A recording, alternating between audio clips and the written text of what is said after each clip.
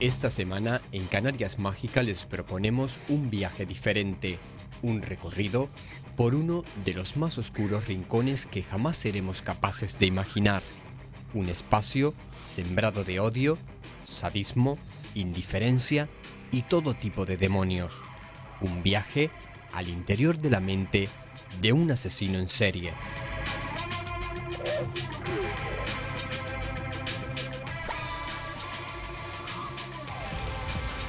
Por desgracia, y eso es lo que da miedo, cualquier persona puede ser un asesino, incluso el vecino de al lado.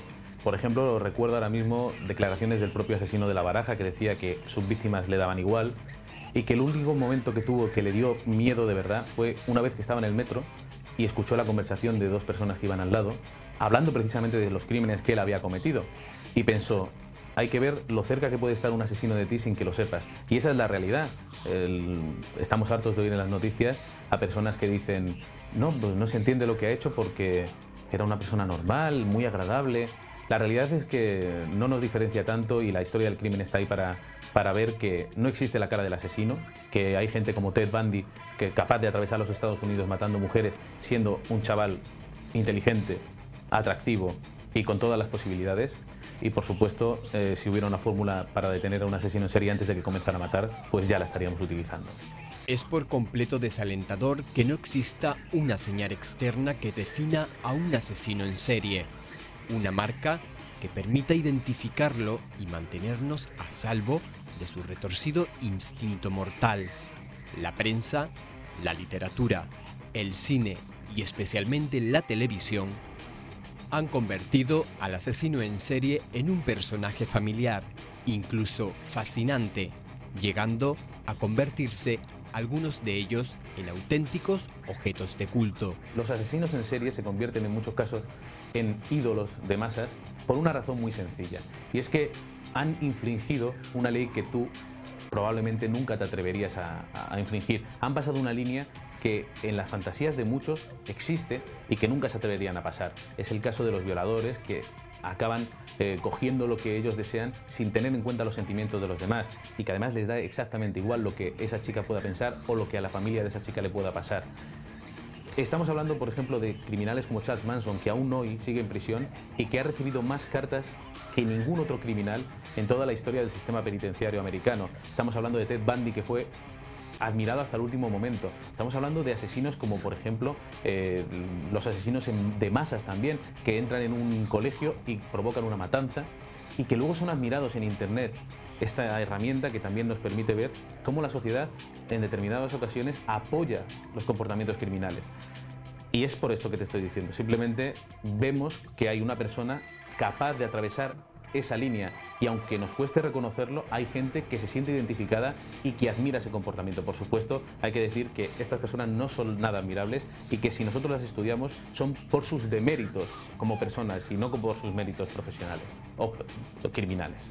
Científicos y policías se esfuerzan en indagar en la mente de estos asesinos, en identificar las motivaciones que llevan a estos psicópatas a cometer tan atroces crímenes, rastreando en su infancia, en su endémica incapacidad para tener sentimientos de pena o compasión.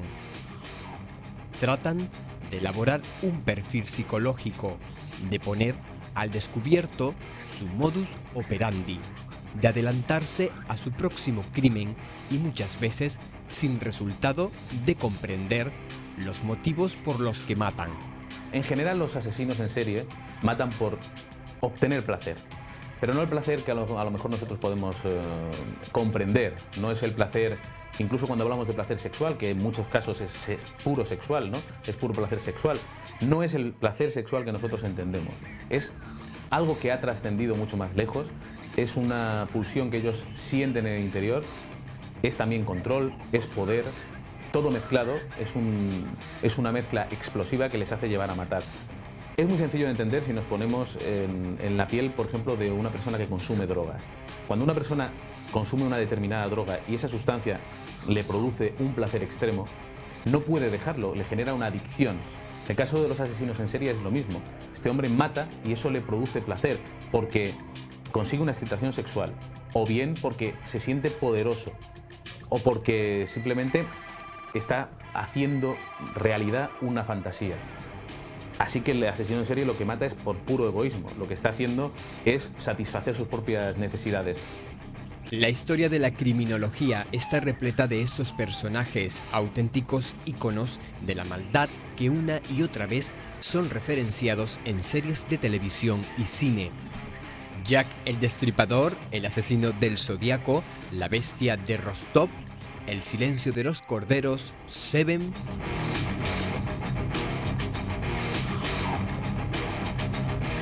Estas fotografías son de hace 3 días.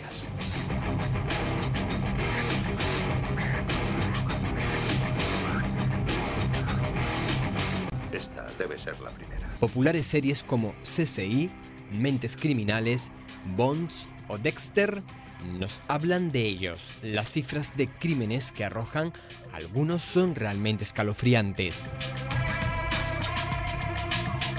Jack el Destripador, que es el primer asesino moderno, por decirlo de alguna manera, el primero que reta a la policía, que está encantado de salir en la prensa y que además, bueno, aún hoy es uno de los personajes más famosos de la red, de internet. Los libros publicados son pues, incontables y cada año estamos encontrando, aunque parezca increíble porque las pruebas siguen siendo las mismas, libros que señalan a una u otra persona. Pedro Alonso López, el colombiano que tiene más de 300 víctimas en su haber y que se dice que es el asesino en serie más fecundo de todos los tiempos, aunque esto es muy complicado de comprobar, puesto que ya sabes que las víctimas, en el caso de los asesinos en serie, pues son difíciles de comprobar. Por meter a uno que quizá es característicamente importante por su manera de matar y los motivos, meteríamos también al vampiro de Düsseldorf, un hombre que mataba para beber sangre, que este motivo pues, es también muy antiguo, está muy heredado de ciertas tradiciones y de ciertos comportamientos que no han sido debidamente estudiados y que existen desde que somos seres humanos con razón. A los ejemplos planteados por nuestro especialista se pueden añadir otros especialmente dantescos que suman a su condición de asesinos en serie otros ingredientes, si cabe, mucho más inquietantes. Y es que en pocas personas depositaríamos el destino de nuestras vidas con tanta facilidad y confianza como en las manos de un médico. Por ello, el caso del Doctor Muerte resulta tan inquietante. Harold Shipman, que además tiene un agravante, que era médico y que mataba de una manera no dolorosa, por decirlo de alguna manera. Utilizaba diamorfina que robaba de los centros de salud donde él trabajaba y que aplicaba a personas, no sé, como comentando o como pensando que así las ayudaba de alguna manera, o al menos eso nos quiso hacer creer. Luego, cuando se estudia su caso, se llega a la conclusión de que este hombre mataba por él. De hecho, lo atrapan cuando falsifica un documento en el que una de sus víctimas le deja todo el dinero al doctor. Esto llama la atención y tirando del hilo se llega a un número cercano a las 300 víctimas. Alcanzamos el final de nuestro temerario viaje por el mundo de los asesinos en serie. Un fenómeno que parece estar vinculado con las sociedades desarrolladas y que comienza a manifestarse cada vez más con mayor frecuencia en nuestro país. El lado más oscuro de la naturaleza humana se manifiesta sembrando el dolor y la impotencia sin que se pueda hacer nada por las víctimas y sin que contemos con el antídoto para evitarlas. Y es que por desgracia no acertamos a comprender el origen de estos criminales. No hay una matemática, no hay una fórmula que nos diga si alguien va a ser un asesino en serie, pero es verdad que es una serie de factores determinados. Por un lado, hay un factor clarísimo innato, es decir, hay personas que nacen más preparadas para matar que otras, esto es innegable, pero también es verdad que el factor social es fundamental. Es decir, una persona que nace con cierta atracción hacia el crimen puede no matar nunca, ni siquiera llegar a ser muy agresivo si nace en un entorno social favorable. Y por el contrario, una persona que en principio es tranquila o sus genes determinan que es una persona tranquila y pacífica, en un entorno muy hostil puede convertirse en un asesino. Pero la verdad es que también hay casos que son inexplicables, que a pesar de no saber muy bien por qué se empieza a matar, pues se convierten en asesinos en serie y algunos de los más terribles. Así que desgraciadamente no hay una fórmula. Lo que sí que es verdad es que una mezcla de factores. Es la eterna discusión entre los especialistas si realmente el asesino nace o se hace. Yo creo que es una mezcla de las dos cosas.